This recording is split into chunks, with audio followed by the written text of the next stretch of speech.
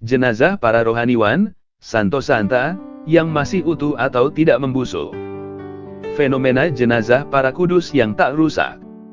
Sepanjang sejarah gereja, kita jumpai adanya fenomena yang menarik, yaitu jenazah beberapa orang kudus yang tidak rusak.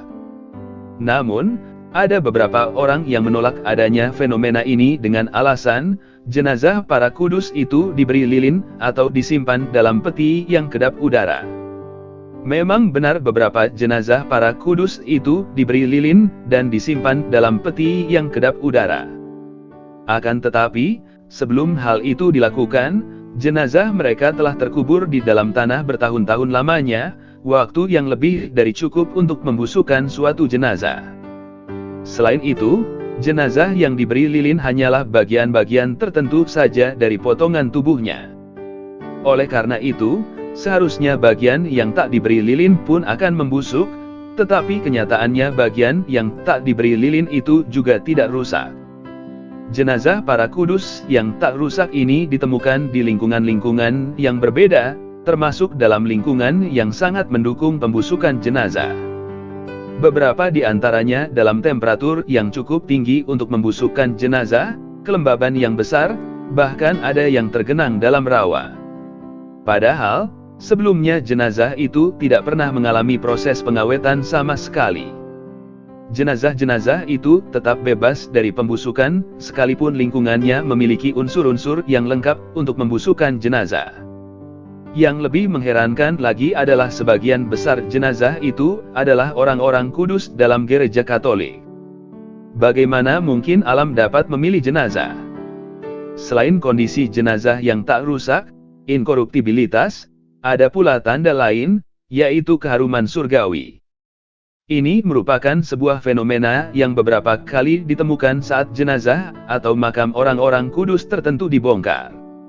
Keharuman ini biasanya tak dapat dibandingkan oleh keharuman apapun di dunia.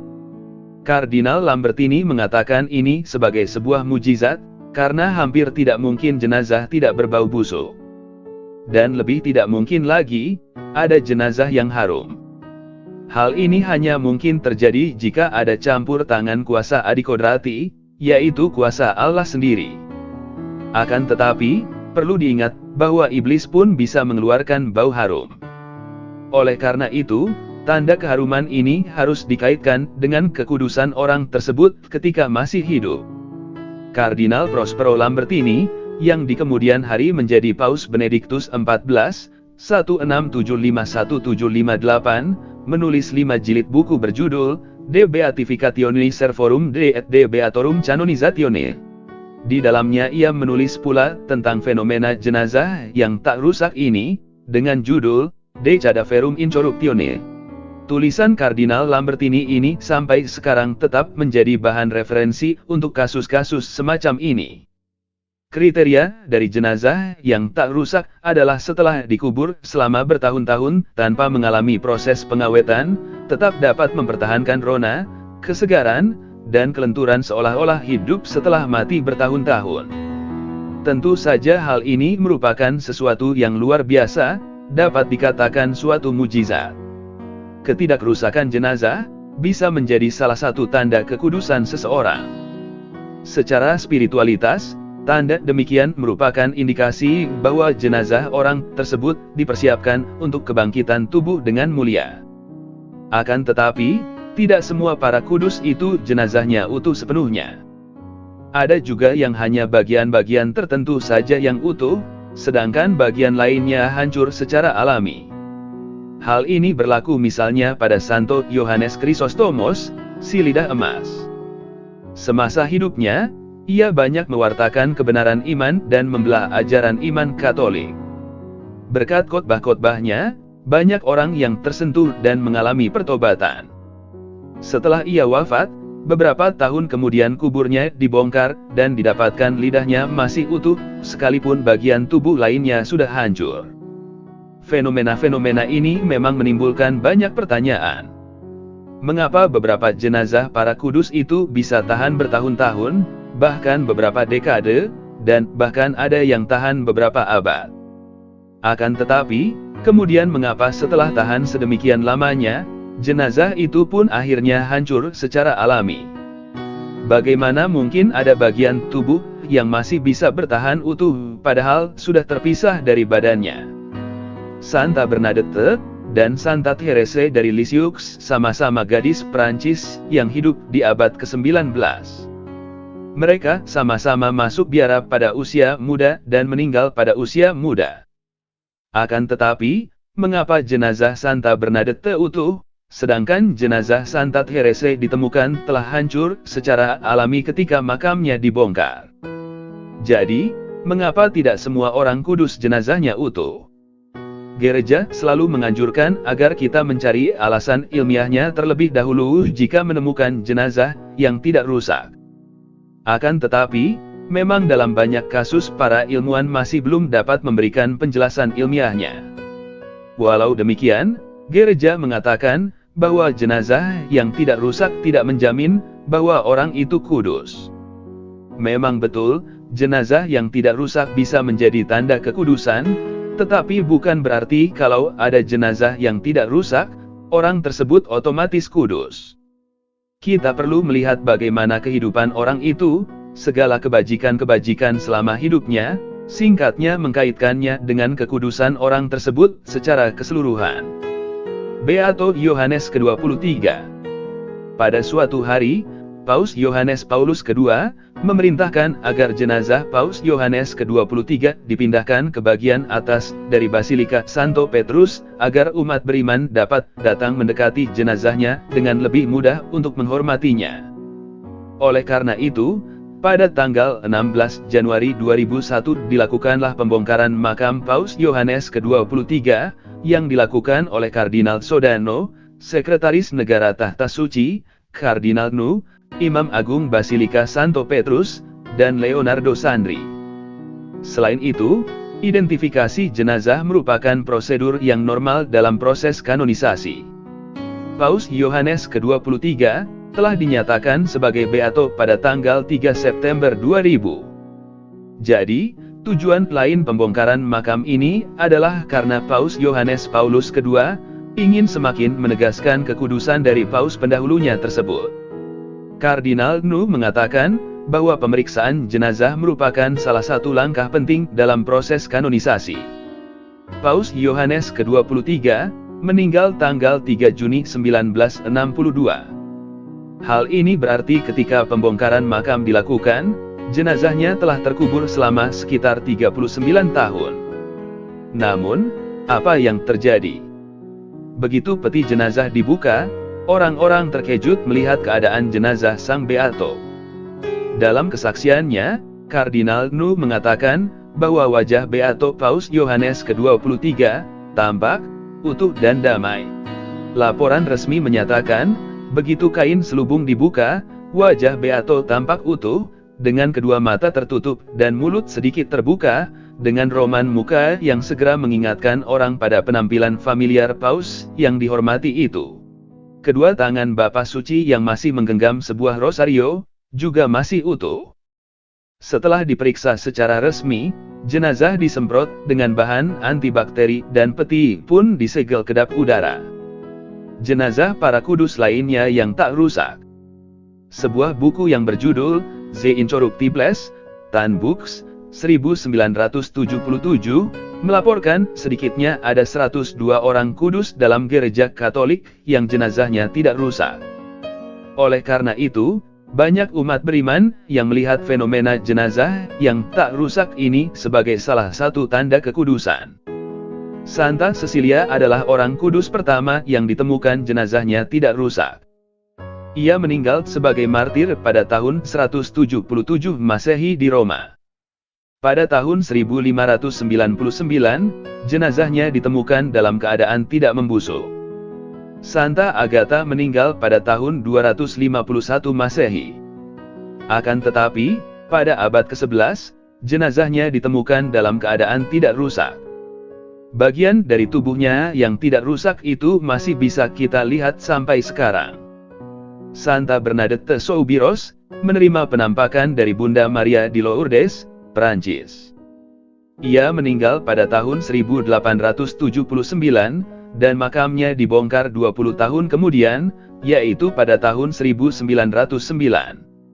Saat itu ditemukan bahwa jenazahnya masih utuh dan sama sekali tidak ada kebusukan. 10 tahun kemudian, tepatnya tahun 1919, kembali untuk kedua kalinya makamnya dibongkar kembali. Dan untuk kedua kalinya pula ditemukan jenazahnya masih utuh. Pada tahun 1923 makamnya dibongkar untuk ketiga kalinya, dan ditemukan jenazahnya masih utuh. Pada saat itu tubuhnya dibuka, dan didapatkan organ-organ tubuhnya masih lemas. Ketika 46 tahun kemudian sesudah Santa Bernadette wafat, para dokter melaporkan bahwa lever atau hati Santa Bernadette masih lembut dan hampir seperti lever orang hidup yang normal. Saat ini, jenazahnya disimpan dalam kapel Santa Bernadette di Nevers, Perancis. Semua orang masih dapat melihat jenazahnya yang utuh hingga saat ini. Jenazah Santa Teresa Avila, 1515-1582, juga ditemukan tidak membusuk. Padahal, Santa Teresa Avila dikubur di dalam lumpur yang basah. Ketika Santo Yohanes Salib meninggal tahun 1591, ia dimakamkan di bawah lantai sebuah gereja. Ketika makamnya dibuka 9 bulan kemudian, jenazahnya masih segar dan lengkap. Bahkan ketika jarinya dipotong untuk dijadikan relikwi, tubuhnya mengeluarkan darah sebagaimana layaknya seorang yang masih hidup. Setelah itu, kembali 9 bulan kemudian makamnya dibuka untuk kedua kalinya, dan ditemukan jenazahnya masih tetap dalam keadaan segar. Pembongkaran makam Santa Yohanes Salib dilakukan lagi tahun 1859 dan 1909, dan jenazah tetap ditemukan dalam keadaan segar.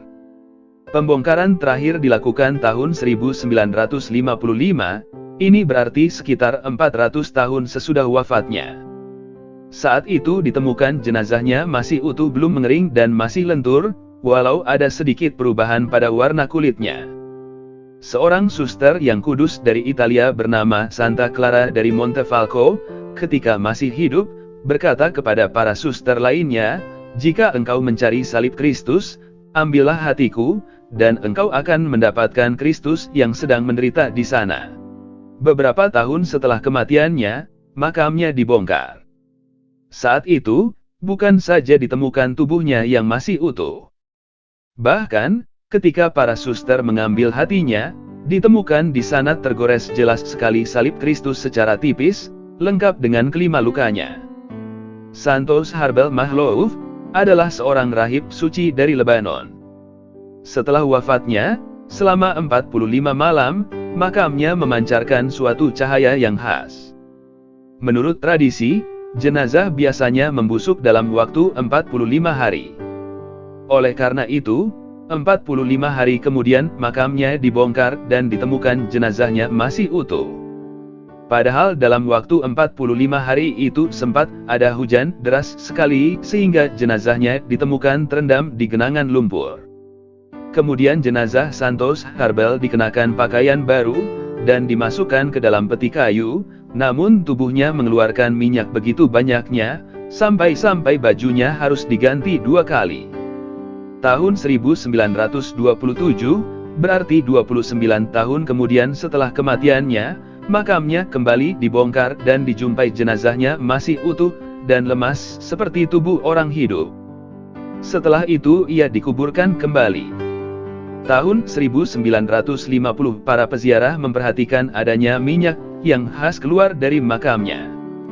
Saat itu banyak orang mengalami kesembuhan karena minyak tersebut. Akhirnya, kuburnya dibongkar kembali dan didapati jenazahnya masih utuh. Tubuh Santos Harbel ini tidak rusak selama 67 tahun dan akhirnya hancur seluruhnya pada tahun 1965. Kaitan antara kecantikan fisik dan kecantikan rohani. Semua orang mengatakan Bunda Maria sangat cantik tiada taranya, dan kita ketahui Bunda Maria adalah manusia terkudus sepanjang masa. Mereka yang pergi ke Notuno, Italia, dapat memandang kecantikan dari Santa Maria Goretti, dan bahkan sekalipun Beato Yohanes ke-23, tidak dibilang tampan, tetapi banyak orang senang memandang wajahnya. Pada kenyataannya, ada banyak jenazah para kudus yang ditemukan tidak rusak, walau sudah meninggal bertahun-tahun lamanya. Adakah hubungannya antara kekudusan dengan kecantikan atau ketampanan? Fenomena jenazah yang tak rusak ini mengajarkan banyak hal kepada kita. Fenomena ini mengingatkan kita bahwa iman kita tidak hanya mempengaruhi rohani kita saja, tetapi juga jasmani kita. Penjelmaan Allah menjadi manusia dalam diri Yesus Kristus adalah sesuatu yang supernatural, tetapi sekaligus sungguh nyata, ada dalam sejarah. Demikian pula kebangkitannya merupakan hal yang adikodrati, tetapi sekaligus sungguh-sungguh nyata. Dengan kata lain, fenomena jenazah yang tak rusak ini hendak menyampaikan kepada kita bahwa ada keterkaitan yang erat antara dunia rohani dan dunia jasmani. Bukankah Allah dikatakan Maha Kudus, tetapi sekaligus juga dikatakan Maha Indah? Memang kita tidak dapat merumuskan dengan tepat keterkaitan antara jiwa dan raga kita. Akan tetapi, apa yang kita lakukan terhadap jiwa kita akan mempengaruhi tubuh kita. Sebaliknya, apa yang kita lakukan terhadap tubuh kita akan mempengaruhi jiwa kita. Pada zaman sekarang ini, diketahui bahwa banyak orang yang sakit kanker, memiliki luka batin yang berat dalam hidupnya. Mereka yang berbeban berat, depresi, stres, akan langsung dikenali melalui wajahnya. Sebaliknya, mereka yang suci hatinya akan memancarkan sesuatu yang menyenangkan pada wajahnya, bahkan sekalipun mereka sedang sakit. Dengan demikian, fenomena ini mengingatkan kita bahwa kita sebetulnya adalah bagian dari tubuh mistik Kristus dengan Kristus sendiri sebagai kepalanya. Kristus yang adalah kepala menjadi sumber rahmat bagi seluruh anggota tubuhnya. Ia menyalurkan segala rahmat, karunia, dan keindahannya ke seluruh bagian tubuhnya. Mereka yang melepaskan diri dari Kristus, sama seperti ranting yang melepaskan diri dari pokoknya, sehingga akhirnya akan mati dan kering. Yohanes 15 ayat 4-5. Semakin kita mengambil bagian dalam hidup Kristus, semakin kita mengambil bagian dalam kekudusan dan keindahannya. Karena semua kaum beriman membentuk satu tubuh saja, maka harta milik dari yang satu disampaikan kepada yang lain. Dengan demikian, orang harus percaya bahwa di dalam gereja ada pemilikan bersama. Yang paling utama dari semua anggota gereja adalah Kristus, karena Ia adalah kepala. Jadi milik Kristus dibagi-bagikan kepada semua anggota, dan pembagian ini terjadi oleh sakramen-sakramen gereja. Apa yang ingin disampaikan Allah? Allah tentu punya rencana tertentu, mengapa Ia membiarkan fenomena yang istimewa ini terjadi sepanjang sejarah gereja.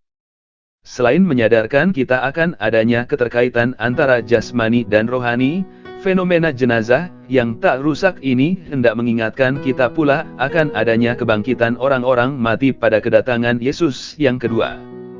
Saat itu, mereka akan menerima kembali seluruh tubuhnya secara utuh. Semua orang yang di dalam kuburan akan mendengar suaranya, dan mereka yang telah berbuat baik akan keluar dan bangkit untuk hidup yang kekal, tetapi mereka yang telah berbuat jahat akan bangkit untuk dihukum. Yohanes 5 ayat 28-29. Pada akhirnya, fenomena ini hendak menunjukkan bahwa sampai saat ini mujizat masih terjadi. Allah mengkomunikasikan dirinya melalui segala mujizat yang dapat kita saksikan. Allah masih bekerja di tengah-tengah kita, karena kasih-Nya setia, abadi selamanya. Jenazah para kudus lainnya yang tak rusak, dan masih dapat kita lihat sampai saat ini. Santa Zita, meninggal pada tahun 1272 di sebuah desa dekat kota Lucca, Italia. Pada tahun 1580, jenazahnya ditemukan tidak rusak dan akhirnya dibaringkan di gereja Santa Frigidian agar umat dapat menghormatinya dengan lebih mudah. Santa Catherine Laboure, 1806-1876, jenazahnya ditemukan utuh pada tahun 1933. Kini kita dapat melihat jenazahnya di Paris. Santo Yohanes Maria Vianney dari Ars, meninggal tahun 1859 dan jenazahnya ditemukan dalam keadaan baik tahun 1904. Kita masih dapat melihat jenazahnya di Ars, Prancis. St. Vincentius Pallotti meninggal tahun 1850 dan makamnya dibongkar 2 kali, yaitu tahun 1906 dan 1950. Jenazahnya yang tidak rusak masih dapat kita lihat sekarang di Onda, Italia. Santa Teresa Margareta Redi meninggal tahun 1770 dan ditemukan jenazahnya masih utuh pada tahun 1783. Jenazahnya dapat kita lihat di Firenze, Italia. Santa Andreas Bobola meninggal tahun 1657. Setelah 40 tahun kemudian jenazahnya ditemukan masih utuh. Kita dapat melihatnya sekarang di Warsawa, Polandia. Santa Catarina dari Bologna, Italia, 1413-1463, jenazahnya diletakkan dalam keadaan sedang duduk di atas sebuah kursi sampai saat ini. Berarti, sudah selama sekitar 500 tahun. Santa Rita dari Casce, 1381-1457,